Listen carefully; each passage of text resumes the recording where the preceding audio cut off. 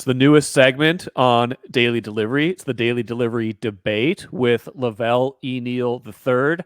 Here are some of the ground rules, explaining it for the first time. Velle and I will do this every Thursday on every Thursday podcast. These will also be available as videos throughout the week on the Star Tribune's YouTube page. You pick 3 topics every week and have a little debate. We don't necessarily have to disagree, Velle. I'm not going to manufacture a disagreement with you, but if we do disagree, that's okay. If you're watching on YouTube or even just listening at home, leave a comment. Tell us who won. Tell us who won the day, and maybe we'll come up with some prizes, some crowns. Maybe I'll let Velle have the taco trophy for a week if he's the winner for the week. Things like that. So vote if you want to, comment if you want to on who you thought did the best job today and throughout the week, or if you're listening to the entire episode on Daily Delivery, give us your final judgment on that. Velle, do those feel like fair ground rules to you? Yeah, I didn't know there was going to be a traveling trophy involved, so I got even more incentive. I think there should be. I think there should be each week. We should get like a crown. I mean, I could bring the taco trophy to you. I can keep it when I'm the victor. Things like that, and you can show it off. You can display it in your little square if that's how we decide to do it. But first topic right now. Let's get right into it. Bigger blunder by the Twins. Was it not going after more starting pitching before the season started, or was it not going after more starting pitching at the trade deadline? You have the floor. I think both those situations are equally egregious, but I will say that it's probably a little more worse that they didn't address this at midseason before the deadline when they already had suffered some pitching injuries. David Festa was already up, and Zebby was a few weeks away from being called up. We knew during the offseason they were worried about the TV deal going up that upside down and them losing revenue because of it. But there's recovery. There's been recovery since then, and they could have addressed it at the deadline. They're bringing an arm or two.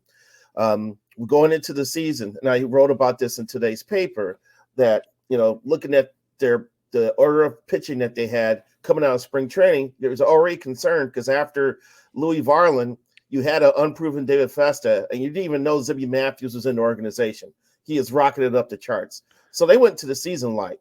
That should have, and considering where they were at the trade deadline, trying to catch Cleveland, they should have pulled out more of the stops to try to make a move happen. So I think it's more disappointing that they did not address this at midseason.